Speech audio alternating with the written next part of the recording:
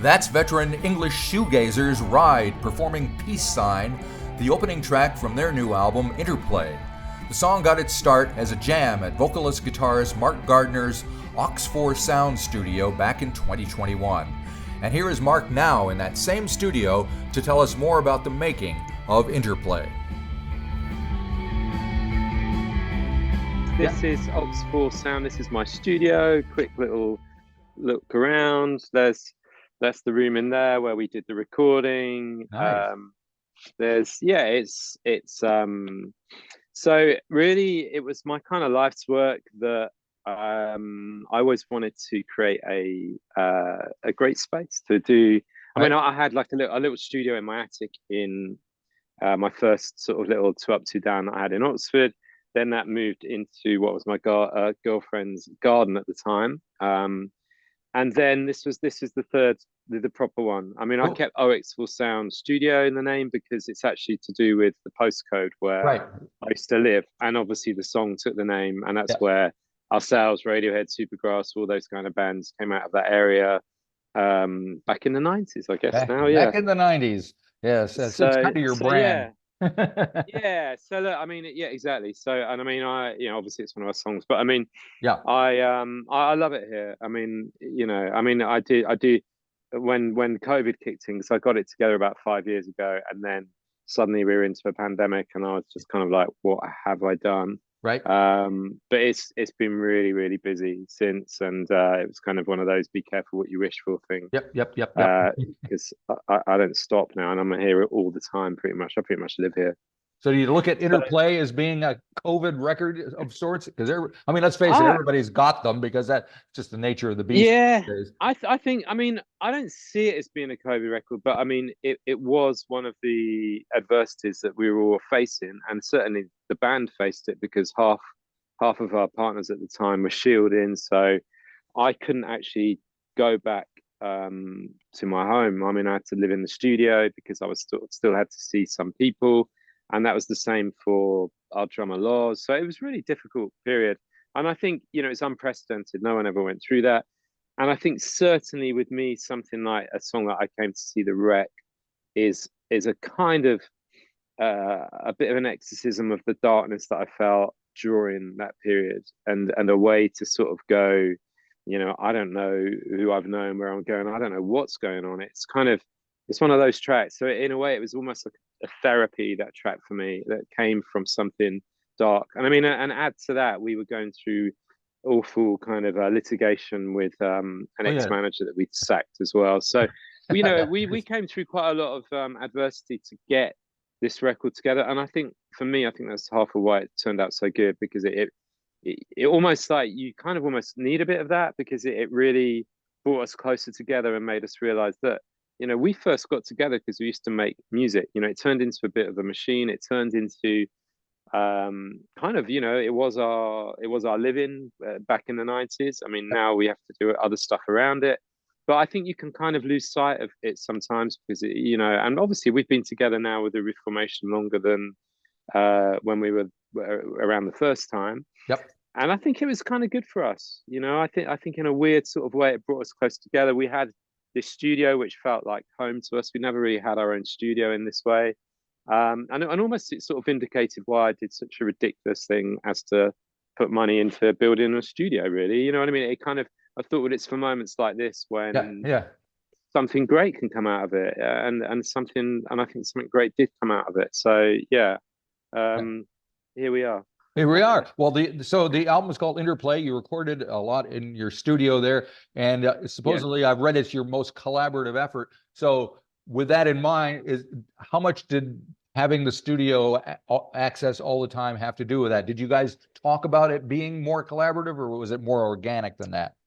It was more organic than that. We didn't talk about it in that way. We just sort of got on and did it. And I mean, and I think the big difference was that I started out being engineer and kind of mixer for the early mixes as the demos and the early songs were coming together. That was more my role, or as much my role as being the guy in the band. And I was sort of hopping between this room and the live room a lot. But it was nice because we'd never really known that. We'd always go into studios with engineers, and mix, and then you started to feel a bit like, oh, the clock's ticking. We were always aware of the time, and that that we were, limited by how long we could be in places. So like maybe just a few weeks in certain studios. So I think it was nice because we didn't feel that the clock ticking in that way. I mean, I felt really tired after a while because I kind of was, engineer. I was still being the guy in the band, but it was, I mean, whereas the others were sort of maybe enjoying playing in that way, I was still really conscious that, oh, we're getting a really good backing track and take here, and are all the mics on? Is everything recording, as well as sort of thinking this is brilliant. So I don't know. And then at a certain point, I put the call into management, and it was like a bit of an SOS. It's like, I'm exhausted. I can't be. Is that why you got Richie wearing... Kennedy involved? Exactly that. And then Richie came in, and he for me, it was like a godsend. I got in with him immediately well, and that just liberated me to then be the guy back in the band, which I really wanted to get back to. And and also at that time we needed that. We were ready for some serious new input. We'd worked with Richie before when we worked with Errol in Battery with Flood, because he was Flood's assistant, and he just seemed like a really lively, young, enthusiastic guy that was on his way to becoming a great producer, I'm sure, in his own right. So I think we caught him at a great time, and his mantra was, if I'm doing this, we have to make the best Ride record, and and I think it's good to have a mantra like that around. That's kind of what you want when you go into a new record. So that was it. And he was amazing, Richie. And I mean, I love the guy, and I'd like to do more with Richie. He's brilliant, and I like, he was Irish, very Irish. He's got the luck of the Irish sort of vibe about him, and it's nice, just the lovely energy to have in the room. And he really came in and took the baton and charged around the track with it. It's brilliant. So just at the right time. Right. So if other members of the band were being more collaborative with you, did you learn anything more about them as far as what their capabilities were, or what their musical ideas and thoughts were? I think it's always a learning thing, but I think we just have that natural chemistry with each other, which we keep each other. We push each other's game all the time, and we keep each other sort of. I just think it always happens like that, and that's obviously why I just thought it'd be great that with the reunion in the first place. I knew there was, the chemistry was always good with us. But I did learn that they're not very good at hoovering and cooking, and they just leave it. They left it all to me, as well as all the other things. So I was like, for God's sake, guys, I'm exhausted. So like, get the Hoover out. You know what I mean? Someone's got to clean this place as well, and like, I can't, and it got. I mean, but then, of course, because unless you do engineering and that stuff, how do you know? You don't know about it. You know what I mean? And it's like, and why would you want to? It's like, I did stupidly, and I had to sort of take that on. But I mean, it's no, it's look, it was all good, and I mean, I just think the Interplay, I felt a lot more involved in this record, because to me, this whole console, because I went through COVID here, I had hours and hours here just sort of demystifying it all, and it becomes an instrument for me anyway, really, just to, it's fine. It's like, I'm not boggled by this. It's an instrument to me, like consoles, and so it was. I don't know. I just felt a lot more involved with this album. Yeah. Cool. And I think I read that you felt on the track "Last Frontier" that you kind of had to push yourself a little more vocally as well. So was that something that? Well, actually, that was Andy. So sorry. No problem. We're easy to mix up. It happens all the time. So no worries. Ways of leaving, ways to say goodbye, ways of seeing eye to eye, ways of leaving, ways to say goodbye, ways of seeing eye to eye, ways of leaving, ways to say goodbye, ways of seeing eye to eye, seeing eye to eye, without losing your way.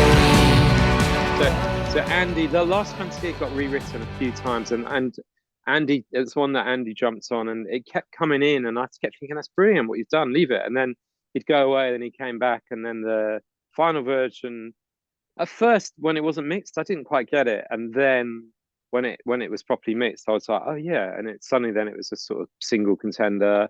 And no, I mean, I think for me, my vocal ones were, I mean, obviously Peace Sign we're singing together. Yep. Actually a lot of songs we sung together on this one. Like, I mean, Monaco is obviously more mine. I Came to See the Wreck is my lead vocal, I guess. Last Night is both of us again. Sunrise Chaser is both of us, but me doing the lead. Right. Yeah, and then Portland Rocks is. I mean, yeah, Eswera is me as well. Yesterday, Just a Song is very much Andy. So I mean, yeah, it's good. But I think Rides. I think when Andy and I sort of sing together, that's sort of a bit of a signature Ride sound. Right. I think whatever we do with the music around it, that always kind of brings it back to Ride in a way. So I think we can really push things out there, and it almost always then brings it back in a way when we do the singing thing. And of course, one you didn't mention was Light in a Quiet Room, which I kind of like. It's got a psychedelic thing going on. It's really all sorts of stuff going on there. Spiritualized or something like that. I mean, I guess that's a bit more. If you were kind of trying to pick out a more shoegazy track on the album, I guess that would kind of tick that box in a way. Fading light in a quiet room, and the darkness is coming soon. I can feel a sense of relief in a space far beyond belief. Listen hard to the sounds of you, far away but still coming through. Don't worry, it's all in hand, in a space far beyond a plan. Yeah, I mean, it is quite psychedelic, and it's an interesting one, that one. Yeah, I mean, I guess it's a little more of what people might expect it to be, whereas a lot of these other tracks on here, I think could do something completely different. And it's really nice. I've got the album in front of me, so I can actually refer to it, because some of these interviews, I was thinking, like, which track is that? What's what? So, notes are key. So, no, it's good. Can you show me what the artwork? I've got the CD. I've got the CD version. It's a bit shiny there, but who decided on the artwork? You know, we work with management, and I mean, given that we were all art school boys, and I also do artwork. I mean, I kind of have a bit of a thing going on with Clarendon Fine Art Gallery. Through COVID, I started doing some canvases. Anyway, I didn't do the artwork on this, and none of us did. And actually, we found someone that was doing some really interesting glitchy digital imagery, and we really liked it. And that became we kind of found a bit of a theme with it throughout, and there was a bit of argument over which image we should go with in the end, and this one, I think, in the end kind of came through. Gotcha. But yeah, so it kind of felt right again as well with the way digital in the record was hitting the analog thing, if you know what I mean. I don't know why, it just seemed to sit quite well with the music. That it was a bit of a mishmash of sounds and songs and colors. I mean, that sounds a bit pretentious, but you know what I mean. It felt that it kind of just fitted it. I don't know why, but it did. Yeah. Now you mentioned shoegaze, and I think I read somewhere where apparently shoegaze is now getting cool and hip on TikTok, and so it's coming into its own. We read that. Yeah. We read that a couple of weeks ago as well. Our management forwarded it and was saying, well, you know, in fact, Slowdive has really sort of benefited from that directly. Right. And I mean, I don't know what's going on with that. I never did, and I probably never will. And it's like, whatever. I just don't get it. I mean, given that it was obviously a derogative term when it first came up, because we were not Nirvana in England, and someone went, well, if you're not Nirvana and grunge and sort of Kurt Cobain, then these lot are like shoegazers. You know, they're making a noise, but they're like not really. And it's like, okay, I will take that criticism, but and now it seems to be a whole genre and God knows what. I mean, it's a huge thing. So yeah, it's a bit, you know, it's strange how that happens. And now everybody's suddenly rediscovering My Bloody Valentine, and you know, nobody heard about it the first time around, and all those bands. So. Yeah, apparently so. But then some of the is it Dweezer or something? I don't know who it was on the guy that I didn't even know about some of the people they were talking about on one of the articles that I read. So I'm like, I don't even know who those people are. I suppose, we're supposed to be part of the authentic originators of something. Yeah. I mean, you know, which I That's get, all right. I guess, yeah, I guess that's fine. And I mean, I guess for me, I think certain songs, like our old songs, like Dreams Burn Down or things like that, do seem to fit what I would say is that sort of shoegaze sort of idea. But you know, look, who cares really about you know, like sound? I mean, as a sound thing, I like the idea of widescreen. I like the idea of kind of cinematic. That those kind of things appeal to me. Right. But in the end, I think, you know, you've got to be able to play songs stripped back to an acoustic and voice, and they've got to stand up. And I think just as a sound without the songs, then it's a bit of an excuse to not be, you know, to not be very great at writing good songs. Sometimes it might be used a bit like that, but if you've got good songs and then you know, you give it the shoegaze treatment, well, great, you might do okay. So did you have any You might not. I don't. widescreen guitar players that influenced you, that you kind of look back at and go, oh yeah, I like what they're doing?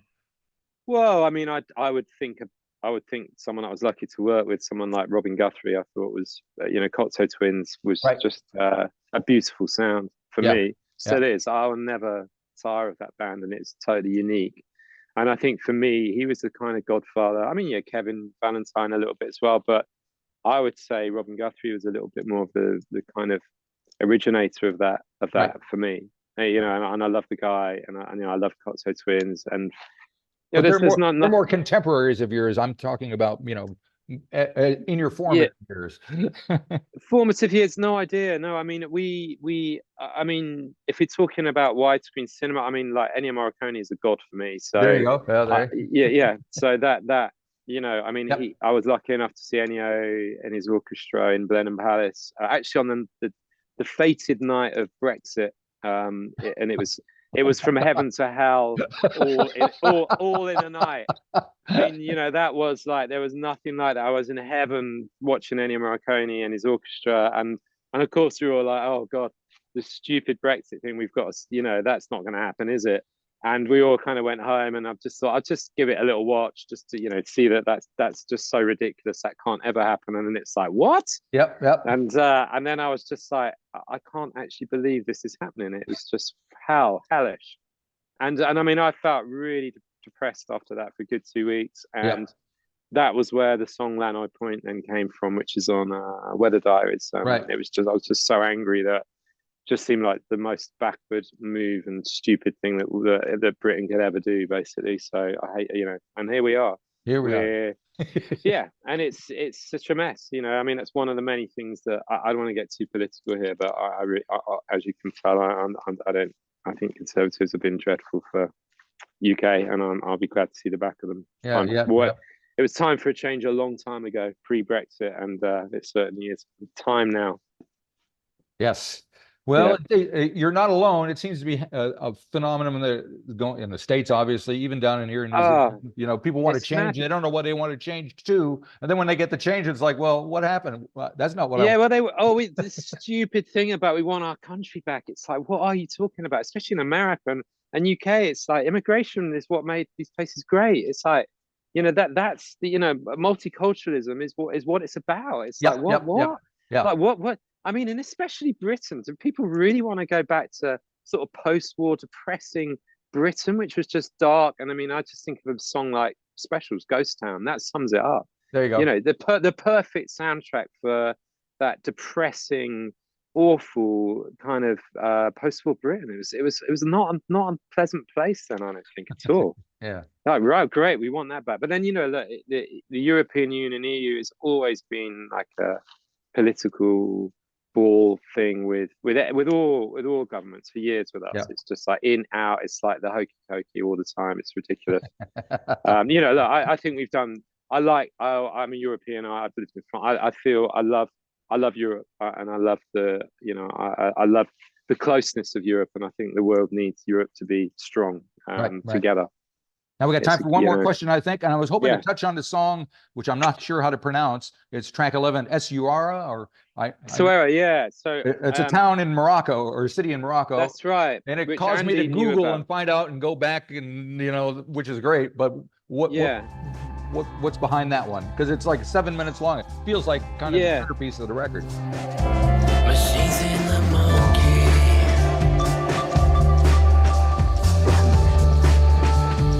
Monkey in the machines.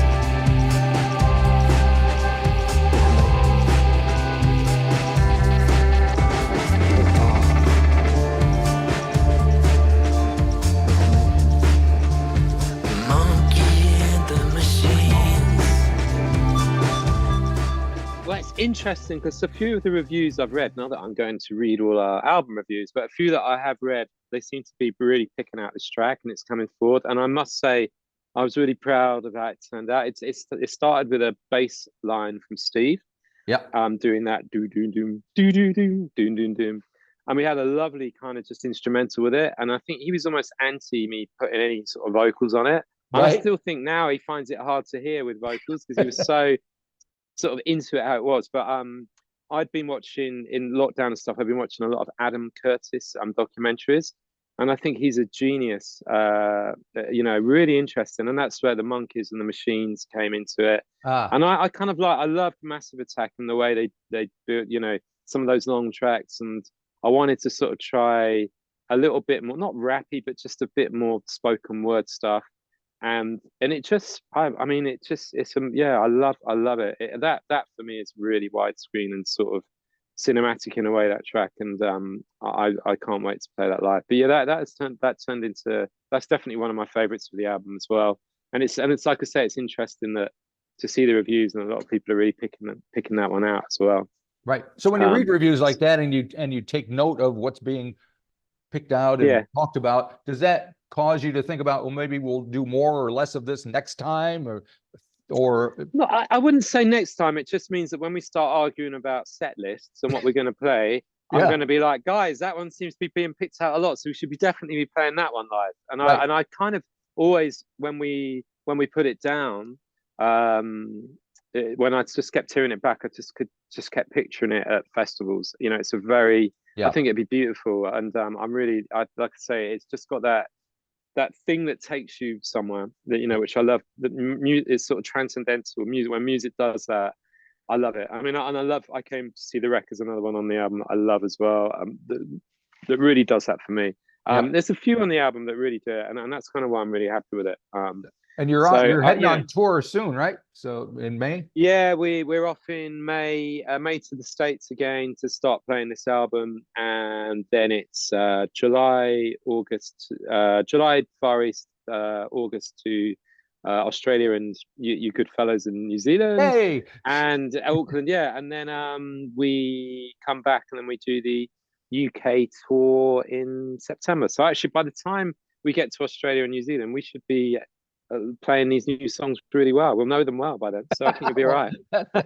If all goes to plan, that's a plus. Yeah, it is. If all goes to plan. Now we're getting into rehearsals. So I was actually rehearsing a couple of songs acoustically today because we've got to go and we're doing some acoustic little Man, it's shows. been busy day for you. Then you did the radio, the BBC, this, and it is. But I'm busy doing music, so it doesn't really feel like work. Gotcha. It's all right. Excellent. I'm not complaining about that. We got to wrap this up because you're a busy guy, and I think I've got Triple R next at 5:30, so we're okay. Yeah, we're right. If there's anything else, I've kept an eye on the time, but we're good. I think we're good. I'm just looking forward to seeing you guys and hearing these songs live because I have a feeling you're really going to explode off the stage, so that'll be fun. I hope so, and like I say, I hope this record, it's not so it's hard to make a living from music these days, and it'd be nice if this record could just bump it up a bit so we could bring out lighting people and stuff and just make more of a show of it, which I think anything we do which becomes a little more successful, that it just goes back into the music anyway. So it's quite ambitious, the record, and we are quite, I still feel very ambitious with it. I always still feel that we've got something to prove, so that keeps you hungry, and hopefully it's part, why this record's good and why I feel good about the last records we've made with the reunion, because I think we are still hungry, and I think music's really transparent. So if there isn't that in the camp, and if the chemistry isn't good, then I just think the record sounds like that. So I Yeah. think this just sounds like a band that is still really ticking nicely together and Nice. vibing. And like, as I said, we came through bloody a mad pandemic that no one saw that one coming. So you know, No, they didn't. so there we go. Yeah, it's just like what a bizarre time that was. I mean, I still look back and just think, what was going on there? So it's like the day of the Triffids driving over to the studio. I kind of, and also, I mean, the next village is George Orwell's buried. Very, Oh, like there you go.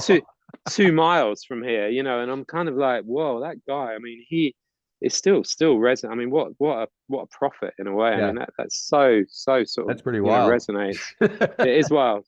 And then again, George Orwell, we saw the statue today at the BBC, and the lovely, I think the lovely phrase about liberty is really being able to disagree with people, and tell them, you know, that, and if it's anything, it's that. Yeah. You know, which is just so poignant. I mean, especially given what's going on in Russia and stuff Yep, at the moment. yep. It's just so, yeah, it's so good. But anyway, yeah, there we go. Oh, there we go. Thank you. We'll end with Orwell. Yeah, why not? All right, very good. Have a great Easter. Hopefully you get a little rest, and off you go again. I will. Yeah, thanks, mate. Thanks. Right Nice speaking to you. You too. Cheers, Bye-bye. mate.